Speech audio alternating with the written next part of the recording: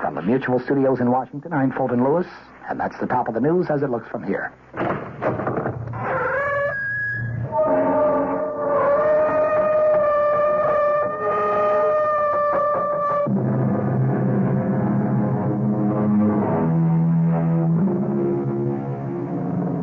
Come in. Welcome. I'm E.G. Marshall. Welcome to the sound of suspense. Welcome to the fear you can hear. But mostly, welcome to the world of terrifying imagination. The story you're about to hear is a love story. But a love story which begins at the point where many love stories end. It begins after the wedding march has been played, after the vows of love and fidelity exchanged. It begins on the honeymoon in a strange and terrifying fashion. Don't come near me. Stay away from me, Dan. Susan, are you out of your head? I saw her picture. Do you hear me? I found her picture on our honeymoon.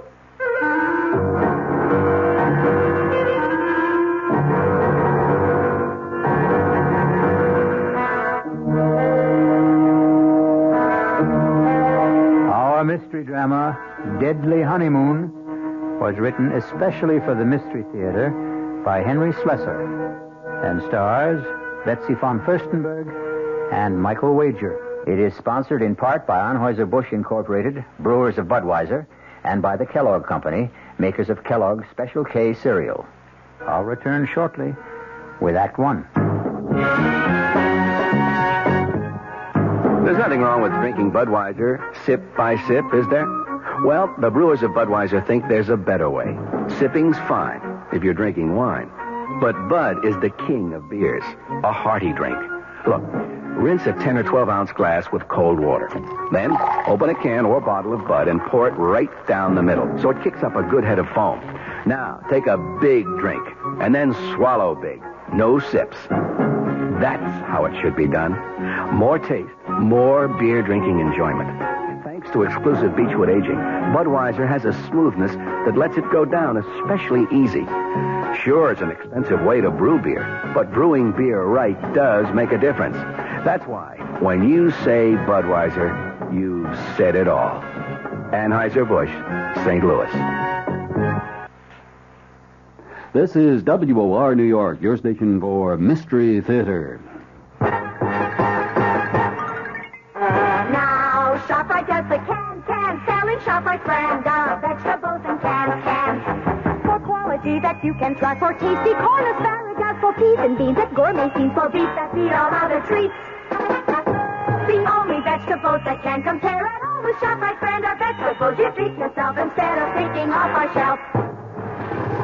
Now's the time to shop at ShopRite Can Blast. Now's the time to stock up while the values last. Stock up on ShopRite soda. 12-ounce cans for 79 cents. Potatoes that will make the meal, and carrots that have big appeal. A succotash that makes a splash. Spinach that won't finish last. Now's the time to ask yourself, so why pay more? Now's the time to shop right now at ShopRite stores.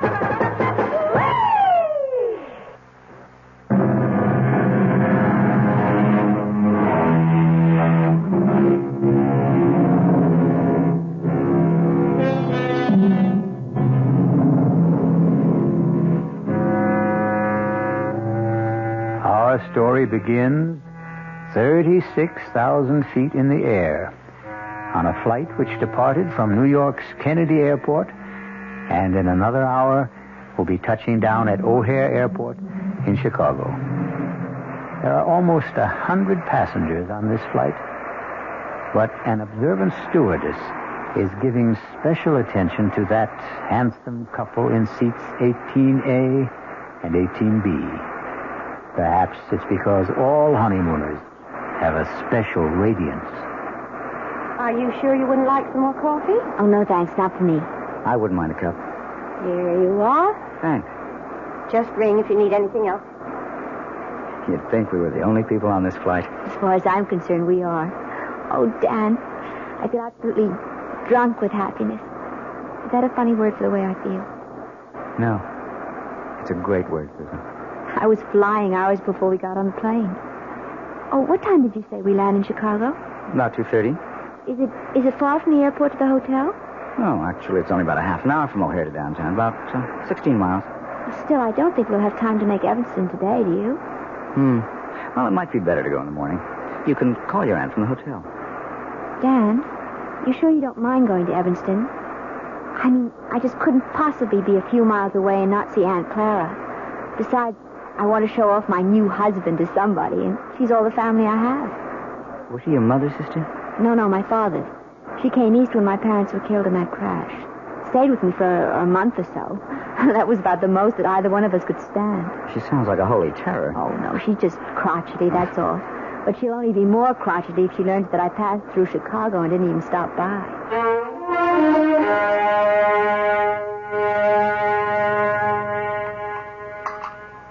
Well, and what kind of work are you in, Mr. Carey? Well, right now, we like to say we're management consultants, Mrs. Rowland.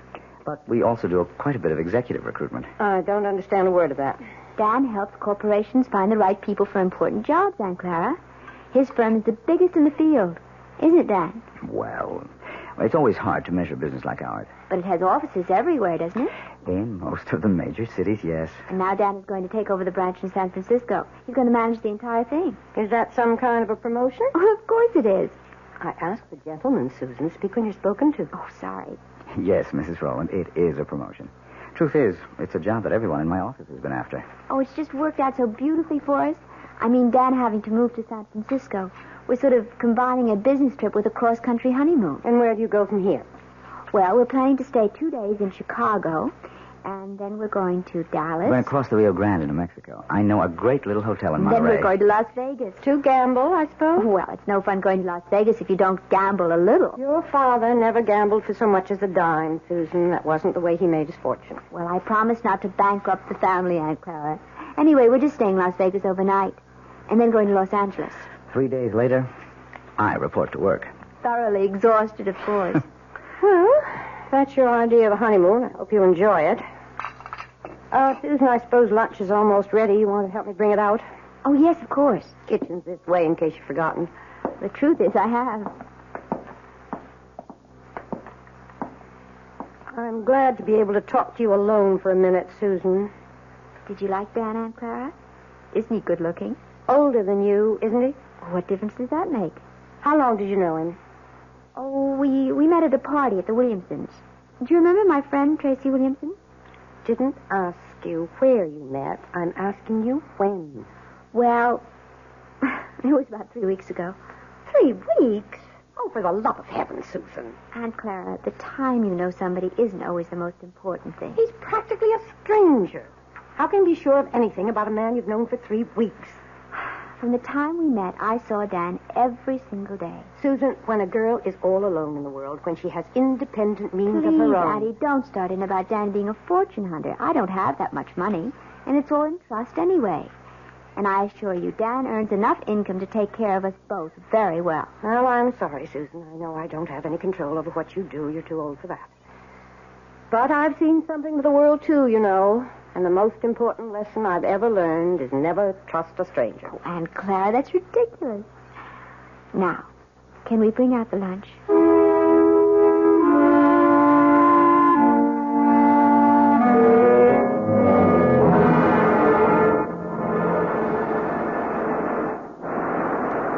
I don't know. I just have the feeling that Chicago wasn't all you expected it to be.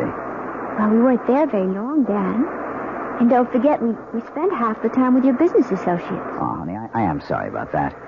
I suppose I never should have called Bill Kincaid to say we're in town. Should have known he'd insist on getting together. Oh, it wasn't that bad.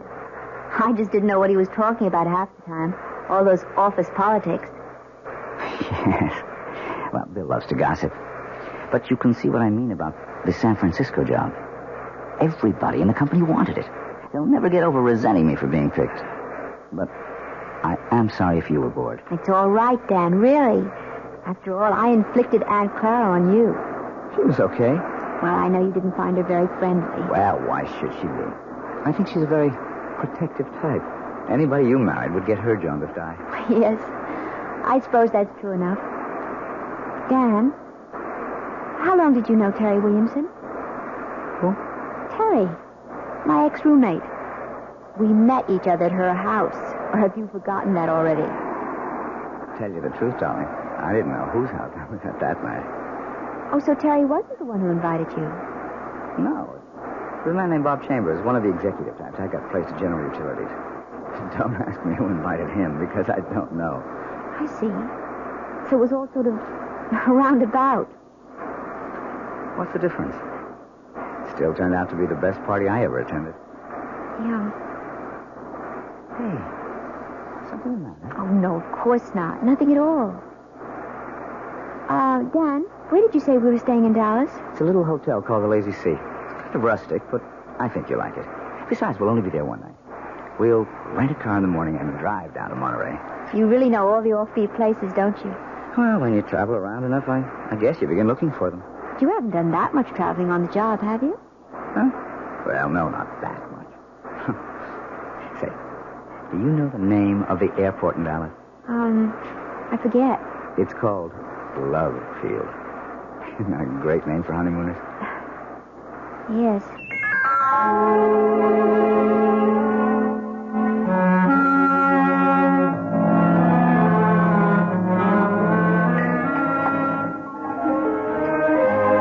Hi, Susan. Oh, there you are. I was starting to worry. No, I had a little trouble with the phone lines back to New York, but I got through okay. Everything all right? Yeah, sure, everything's fine. Hey, you look a little strange, though. Oh, no, I'm all right. I had a drink while I was waiting for you. Say, you better watch that tequila. It sneaks up on you like a bandito. Actually, something sort of funny happened. What do you mean? Dan, when we were in Chicago in that restaurant, I forget the name of it. The place we went to with Bill? Yes, when you and your friend were talking about all the office politics back in New York, I saw this man looking at us. What man? Well, he was at the bar. I'm not even sure why I noticed him. He was wearing this plaid raincoat. I remember wondering if it had started to rain. I guess you were just bored with all our talk. Anyway, I saw him turn to look at us. Probably to look at you. Can't blame him for that. The funny thing is, as soon as you turned around, he got up very quickly and left. Susan, I don't remember seeing anyone in a plaid raincoat. And I'm afraid I don't see anything unusual about it. Well, I guess I didn't either. I probably wouldn't have given it another thought, but I think I saw that same man here again today. In Monterey? Oh, you're kidding. I can't swear it was him. I didn't get a good look at his face the first time. All I really noticed was the coat. And you saw the coat again? Is that it? Yes. He was carrying it over his arm. Oh, darling. You know the story about the airport truck? Airport truck? No. Well, this guy on a plane looks out the window and sees one of those little red airport trucks. You know, fueling the plane, bringing food aboard, something like that. Anyway, the plane takes off from New York and lands in Chicago. Another little red truck comes out to meet it. The guy next to him says, "Hey, we made good time, didn't we?" And he says, "Yeah, but that little red truck really made time." Well, I can see that I didn't marry a great audience. Oh, I'm sorry, Dan. It's just, it bothered me a little. Oh, forget it. And speaking of airports, next up, the City of Angels.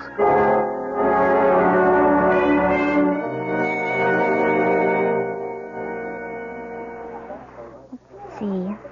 I wonder if they have this week's digest. Oh, I see it. Excuse me. Yes?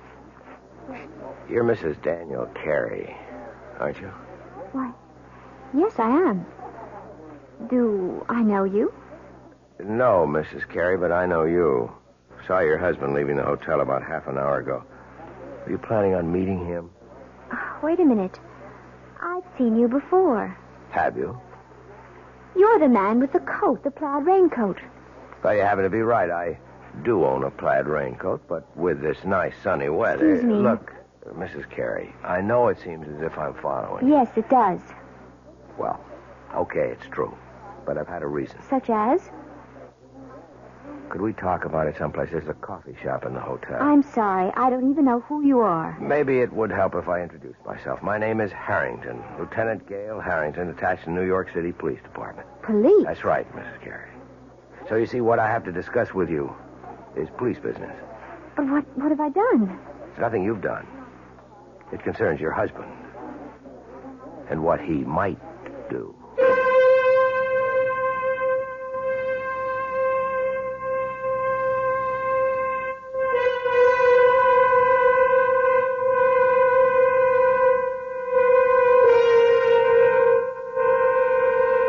It looks like Dan and Susan Carey's honeymoon is in for a surprise. Or perhaps more than one. Maybe Susan will soon wonder if her Aunt Clara wasn't right about a number of things, including her cynical advice about trusting no strangers.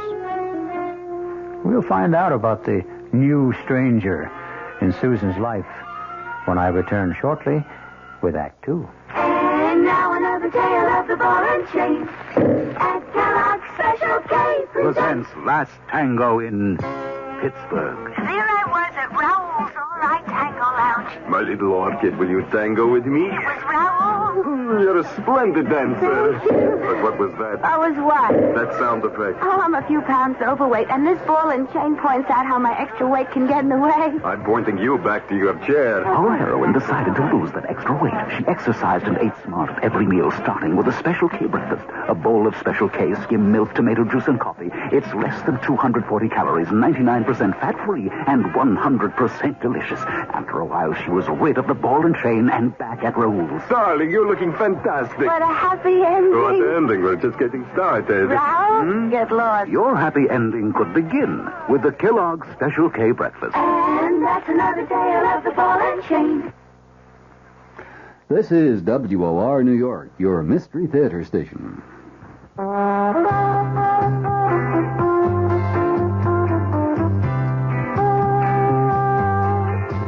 No matter what you're saving for, that's what Suburban Savings for Suburban. Suburban Savings offers you a regular savings account with flexibility. You can add any amount to your account whenever you wish. Withdraw whenever you want. Suburban Savings pays a 5.25% annual interest rate on regular savings paid quarterly, which earns an annual effective yield of 5.47%. Interest is compounded continuously from day of deposit to day of withdrawal, as long as $50 is maintained in the account to the end of the quarter. Come into Suburban Savings and open an account with flexibility. Our regular savings account in New Jersey at Bayonne, Edgewater, Elmwood Park, Emerson, Hackettstown, Morris Plains, Nutley, Paramus, and Sparta.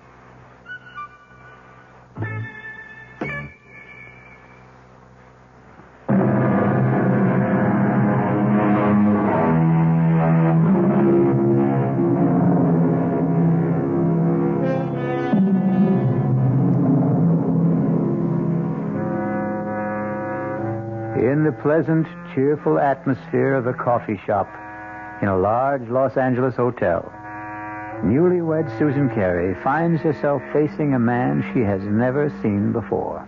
A man whose solemn eyes look at her over a steaming cup of coffee and seem to warn her of nightmares to come. But so far, Lieutenant Gale Harrington of the New York Police Department is merely asking questions. How long have you been married now? Only about 10 days. Was it a long engagement? Did you know your husband for some time before? No, not very long. Well, could you be more specific? How long ago did you meet him? And where? Well, it's a month now. Just about that. A month. Then you really don't know much about him, do you? Oh, you and Aunt Clara. Beg pardon? Lieutenant, will you please tell me what this is about? Has my husband committed some crime? Is that what you're implying? Oh, I didn't say that, Mrs. Carey. But believe me, it would be helpful to both of us if you could just tell me a little bit about the circumstances. You know, I don't see why this has to be so one-sided. Now, please bear with me. All right. I met Dan at a party at a friend's house about a month ago. We talked a lot. We liked each other. We started dating. I saw him every single day. What business did he tell you he's in? You make it sound as if he lied to me. No, I didn't mean to do that. He's a management consultant. I know he is. He's just gotten a very important job in San Francisco, head of the entire office. We're going there tomorrow. So that was the purpose of the trip. Yes. But since you've been married 10 days, I gather it's a honeymoon as well. Well, naturally it is. Yes, naturally. Lieutenant. Miss Carey, do you know if your husband was ever married before? Married? No. Are you really certain? It's police business. But tell me that Dan's a bigamist or something? No, Mrs. Carey, certainly not that. Then what is it? I'm going to tell you, but you have to understand one thing. Now, I am not assigned to this case anymore. My interest is strictly unofficial. I may be completely mistaken, but you're the only one who can prove it one way or another. Prove what? About whether your husband ever called himself Don Crawford. And once, 4 years ago, David Chase. See? All the same initials, like Dan Carey.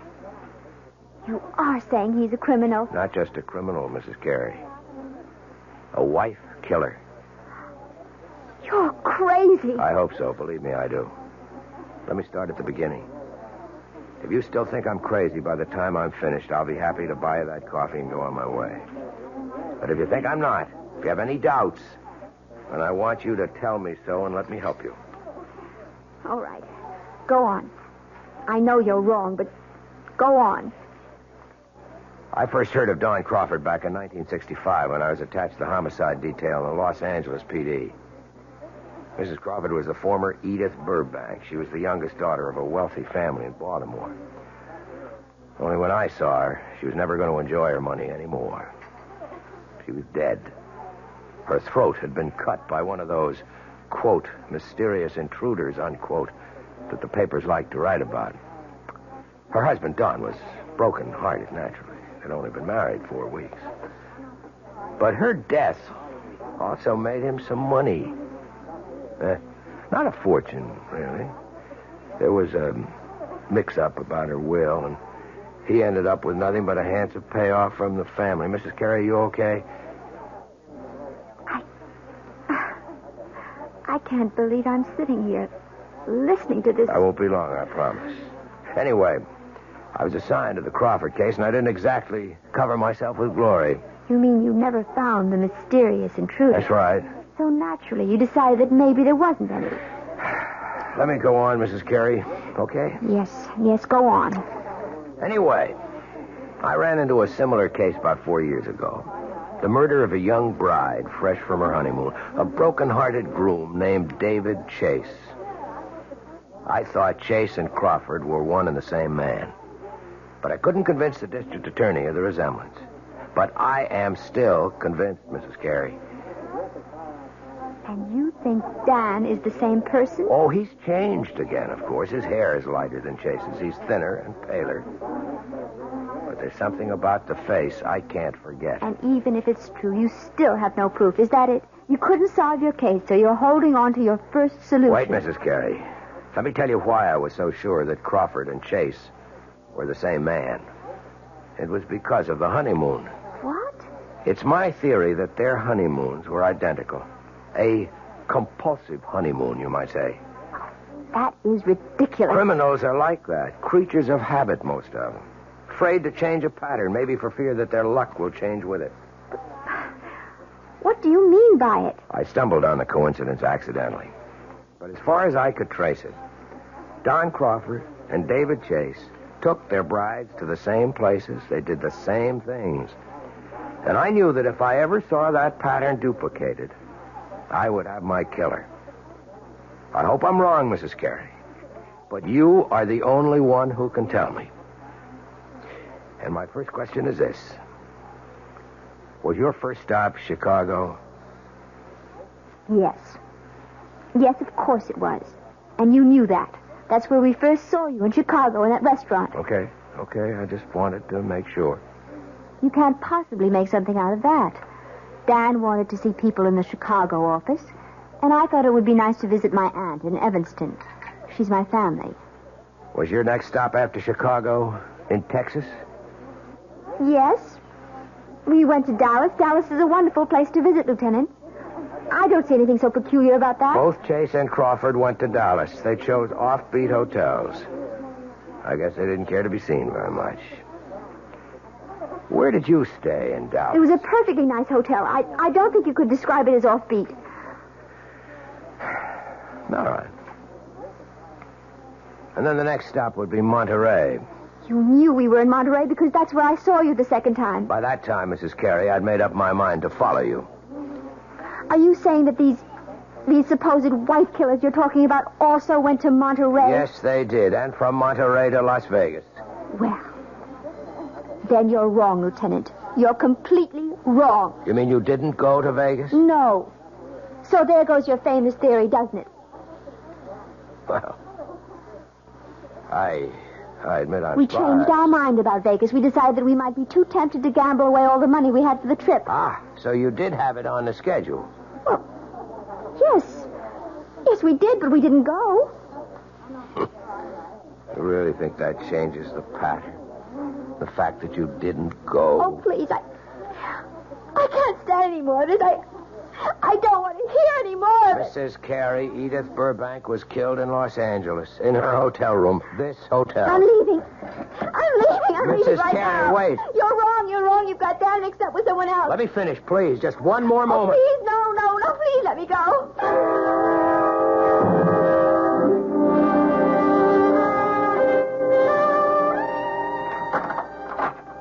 Well, there you are. Oh. I didn't realize that you were back already. Yeah, I told you I wouldn't be gone more than half an hour. I thought you'd be in the room. I went downstairs to get a magazine. Didn't they have any? Well, I guess I forgot to buy one. I got to looking in the windows of the dress shops, and I forgot my original purpose completely. Susan, are you okay? Of course. Why do you ask? I don't know. You've got that funny look in your eyes again. Have I? Doesn't matter. They're still the two most beautiful eyes in the world. Hey, what is this? Don't tell me the honeymoon's over so soon. Why do you say that? That was like kissing a snowman. I guess I just don't feel like myself today. I think maybe all this traveling has worn me down a little. Oh, I'm sorry. Well, we don't have much further to go. Just one more plane trip to San Francisco. Yes. Look, maybe you'd rather not go out tonight. Maybe you ought to stay in, order some dinner in the room. I don't mind. But you wanted to go to that restaurant, the one you told me about. You've been looking forward to it. The Landmark? Yeah. Well, I did want to try the place. It was supposed to be really spectacular. But you've never eaten there before. Well, no, how could I? I've never been in L.A. before. I was thinking today that, well, you seemed to know the city so well when we drove around. You didn't seem to have the slightest trouble. The streets are very well marked in this town. It's really a pleasure to drive here. Look, you know what I think? I think you ought to take a nap before dinner. Yes. I was thinking of lying down, but I don't think I can sleep. Okay, then. Just read your magazine. Wait a minute, you haven't got one. I'll take care of that. Where are you going? Going to get my bride something to read. How about a nice magazine about cooking? You know, I never did ask you if you can cook. Just get me a news magazine of some kind, all right? Uh-huh, the brainy type. I should have known. See you in 10 minutes. I'll take the key so you won't have to get up. Yes. All right. Oh, dear God. It can't be true. There just can't be any truth to what that man said. He's made a mistake. Terrible mistake. Tam's luggage. His initials, D.C. Oh, but anyone could have those initials. Anyone. I wonder if it's open. Oh, for heaven's sake, what am I doing? Searching my husband's luggage like some kind of hotel thief. No, I won't do it. I won't. not going to believe any of it. I won't. Who's that? Hello? Mrs. Carey, it's Gail Harrington. Leave me alone. Stop bothering me. You shouldn't have run off like that, Mrs. Carey. You didn't give me a chance to finish what I was saying. I told you, I don't want to hear any more. It isn't true. You've made a mistake, Lieutenant. Your husband is at the newsstand right now, Mrs. Carey. I can see him from where I'm standing at the house phones. And the more I look at him, the more sure I am that I'm right. No, you're wrong. I want you to hear the rest of the story about Crawford and David Chase and what they did on their honeymoon. Maybe what I told you before didn't convince you, but if you heard a few more things... I'm going to hang up, Lieutenant, right now. I wanted you to know where Don Crawford took his wife the night she was murdered in a room. He took her to a restaurant called The Landmark. You ever hear of it? Mrs. Carey? Hey, are you listening? No. No, I'm not listening. I won't listen.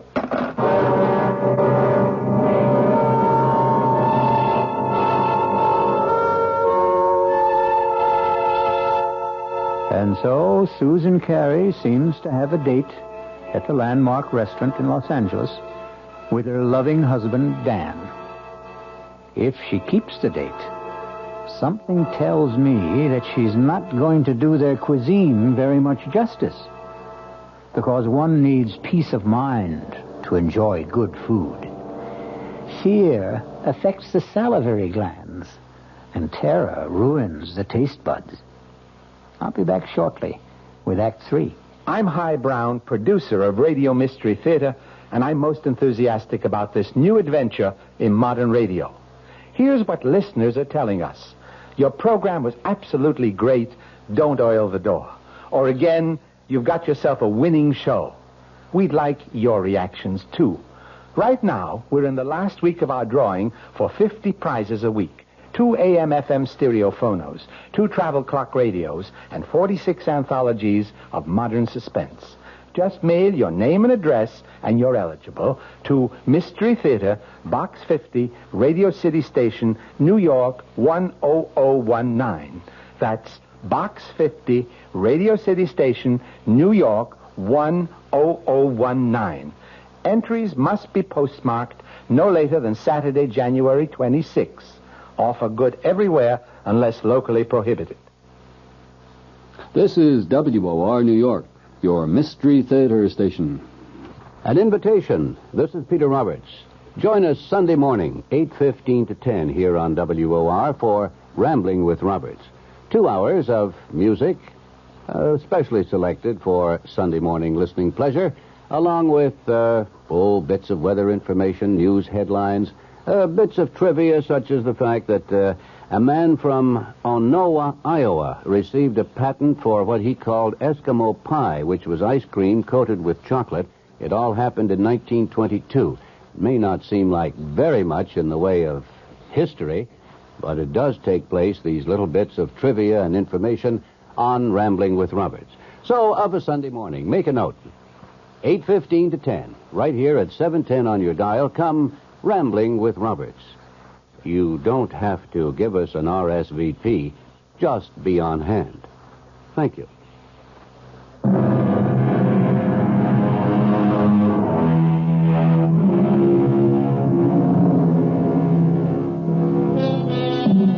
Well, what have we here?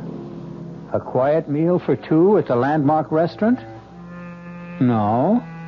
We seem to be in a hotel room. The same room in which we last saw our honeymooning couple, Susan and Dan Carey. Obviously, there's been a change of plan. Room service has provided the meal for the 2 lovers this evening. Can it be that Susan Carey has decided that if there is a pattern, it must be broken? Have some more wine, honey? No. I really don't think I want any. Hey, come on. You know what this bottle cost? You shouldn't have been so extravagant. Uh-oh. That sounds more like a wife than a bride. Well, $18 is an awful lot for a wine, Dan. Especially when I really can't drink that much of it. I just wanted to make up... Well, never mind. You mean for not taking me to the landmark? No, it doesn't really matter. I told you, it's fun to eat in the room. It's very elegant. I'm sure you were disappointed at it. No, I really wasn't. Look, we're not going to be very far from Los Angeles. We'll probably fly down from San Francisco a few times a year. There are dozens of wonderful restaurants in San Francisco, too, aren't there? So they tell me. I'll ask the guys at the office for recommendations. I think this food is quite good, don't you? Yeah, sure. It's fine. Tastes even better with the wine. Well, all right. I'll have some more, I guess. That a girl. Now, look, I'm not trying to get you drunk, you understand, so I can take advantage of you. Although, come to think of it... Dan, oh, don't. You almost knocked the table over. Sorry, I guess I got a little carried away. You look very delectable in that robe. Oh, did you really like it? Irresistible. I didn't take much of a wardrobe with me. Yeah, you said you were going to buy clothes in San Francisco. Yes, if I can find out where to go, I'll take you down to Union Square. I hear that's the place. Oh, I have told you about the weekend, haven't I? No. What about it? Well, I thought we'd get our first look at the town by taking one of those Circle Line cruises. Is that okay with you? Oh, yes, that sounds lovely. I love to see places by water. And if we can squeeze it in, we might go picnicking in Golden Gate Park. They've got this Japanese tea garden. It's supposed to be very nice. Yes. All sounds wonderful, Dan. Susan, I just wish you felt better. Listen, maybe you ought to check with the hotel doctor in case you picked up a bug or something. Do I look that bad to you? No. You look just great to me, darling.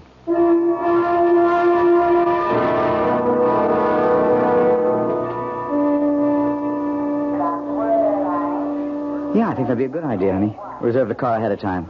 Then we can pick it up right away in San Francisco. Whatever you think, Dan. You wait right here. I'll go over to the counter. It's all right. Be back in 10 minutes. All right, Dan. Mrs. Carey. Oh, no. Not you again. I didn't mean to startle you. Go away. Please go away. I don't want to see you anymore or hear anything you have to say. Now, I know that I seem to be persecuting you or something. As you can see, Lieutenant, I am in perfectly good health. I was not murdered in my sleep in that hotel room. Look, Mrs. Carey, I've only got a few minutes before your husband gets back. I just wanted to finish my story about this other guy, this David Chase. I don't care if you are a policeman. I'll call someone and have you arrested for bothering me. David Chase's wife didn't get killed in Los Angeles. She died in San Francisco. Where? In a hotel room? No, not there. But they stayed at the San Remo. Is that where you're staying? Yes, but millions of people do. No, there wasn't any mysterious intruder this time. In fact, Mrs. Chase's death was listed officially as an accident. She had a little too much to drink at dinner, and her feet got tangled up on top of a very steep hill. The fall broke her neck. It was her very first day in San Francisco. She and her husband had quite a day, too. They took one of those boat cruises to see the city. Then they went to Golden Gate Park, to the Japanese tea garden. Miss Carey, are you okay? No.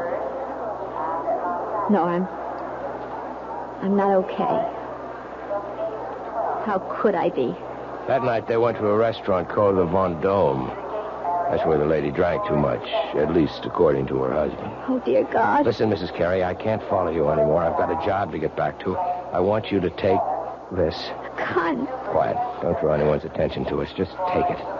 If I'm wrong and you don't need it, fine. Just throw it away. No, I don't want it. I cannot have you on my conscience, don't you understand? All right. Yes, all right. I'll take it. I still say you're wrong. I hope so. But I don't think I am.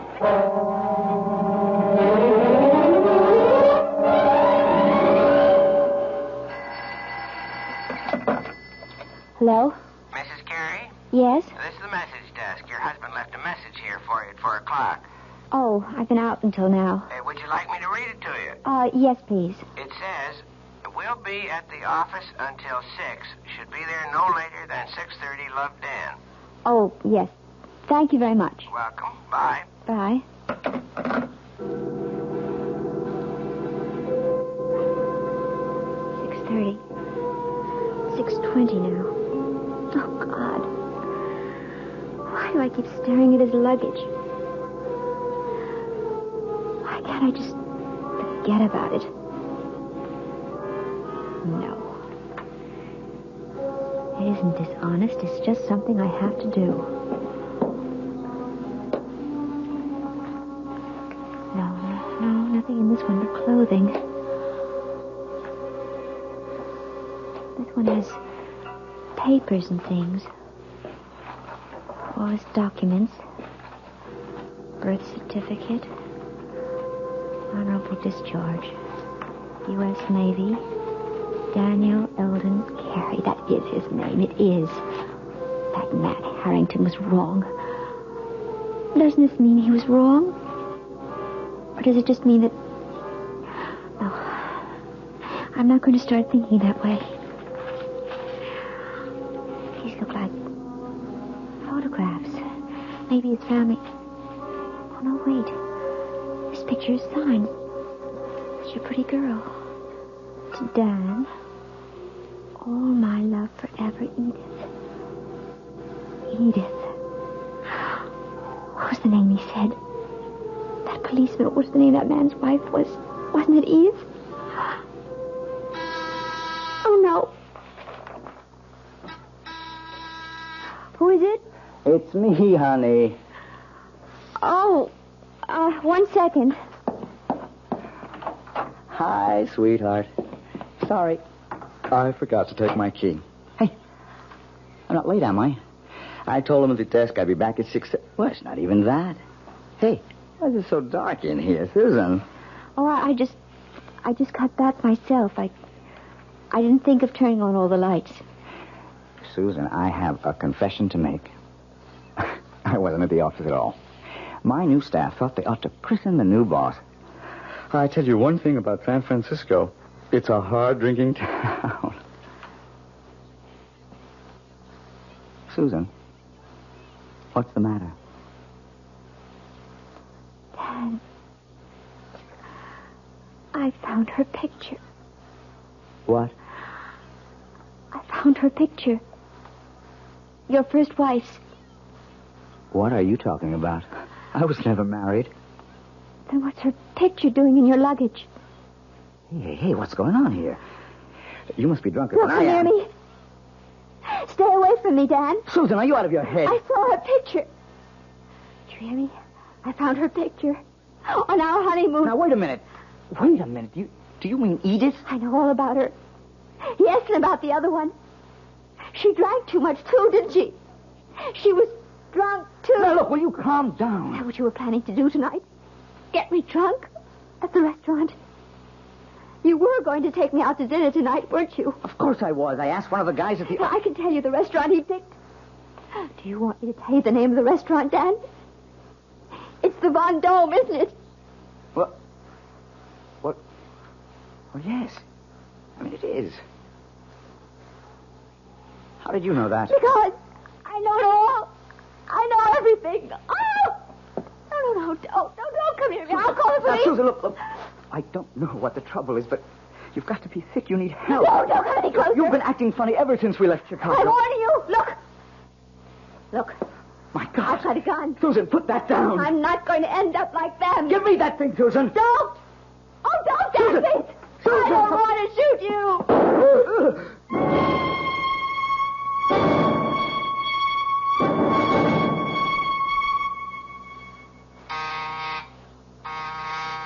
One second. Wow. Mr. Harvey? Mrs. Carey, I didn't know that you were... Look, let me just get a shirt on. I was just shaving. I'm sure you're surprised to see me, aren't you? Yeah, I am. I didn't expect that you'd... what brings you back to L.A.? I'm sure you know, Mr. Harvey. That is the right name, isn't it? Not Harrington? I guess that means you know all about my little joke. The gun wasn't a joke, was it? The gun was real. Now, look, I can tell you're upset, but I didn't mean any harm. I mean, I like Dan. I really do. You despised my husband, Mr. Harvey. Why don't you admit it? You hated the fact that he got the job you wanted in San Francisco. and all you got was an assistant manager's job in Chicago. You are wrong. I just thought it'd be a good gag, a good joke on Danny boy. Yes, I've heard about your reputation. The great practical joker. You thought of a great one this time. Yeah, but that's all it was. You gave Dan the itinerary for our honeymoon trip. You were just being helpful, of course. You gave him all the names and places, all the benefit of your traveling experience. That was the gag. See, I thought if Dan took you to all the places I listed for him... You even knew about Edith, the girl he was once engaged to, the one who died. She became his murder victim in your little fantasy.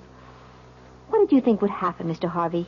Did I get frightened enough to kill Dan so that you might get the job he took away from you? Listen, is Dan all right?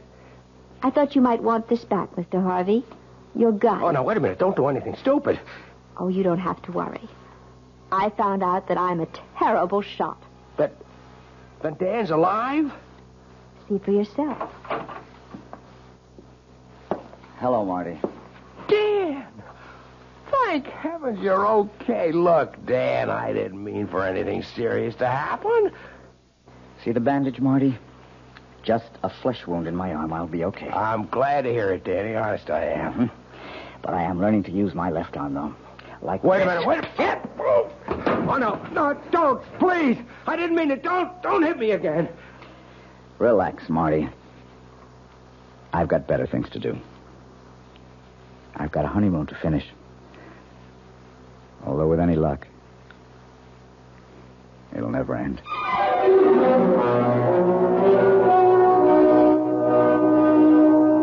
So you see, even murder stories can have happy endings. Martin Harvey may have spoiled Susan and Dan's honeymoon, but that doesn't mean he managed to spoil their marriage. No. If that's going to happen, Susan and Dan will take care of that all by themselves. I'll be back shortly. Hello, this is Joe Franklin.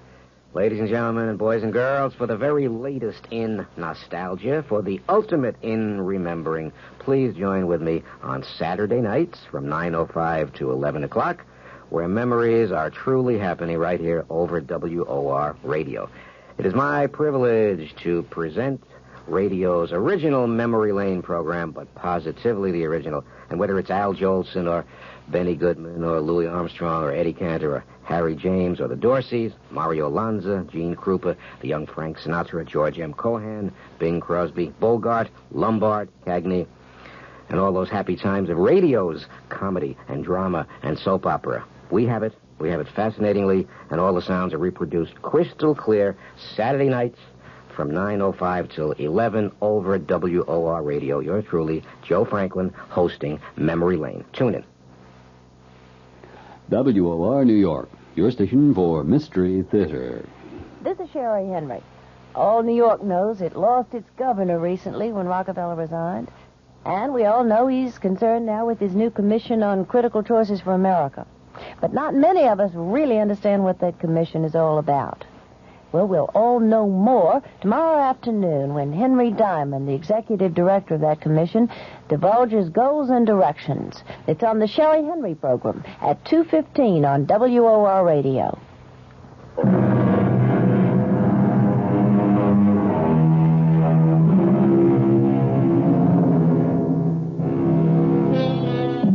A purist might claim that the story you have just heard isn't a murder story, since no one was actually killed. The murders which took place were all in the imagination of Martin Harvey, who passed them on to the mind of Susan Carey. But it's a good demonstration of the point we've tried to make all along, that the most terrifying crimes can happen within the theater of the mind.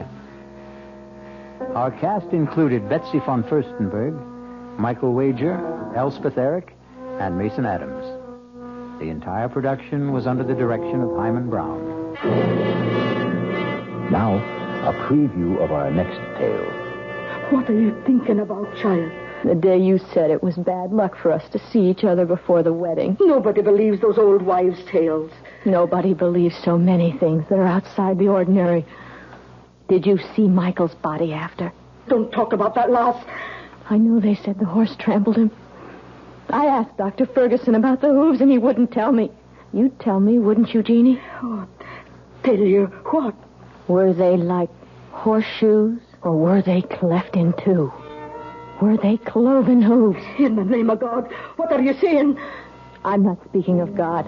I'm speaking of the devil. This is E.G. Marshall inviting you to return to our Mystery Theater for another adventure in the macabre.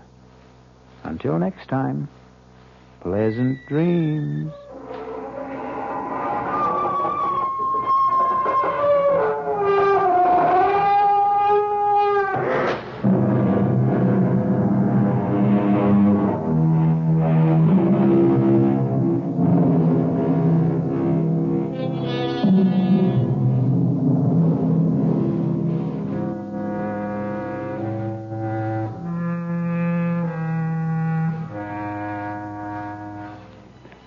The WOR Mystery Theater was brought to you by ShopRite Supermarkets, where you get a lot more for a little less, and by Suburban Savings with offices throughout North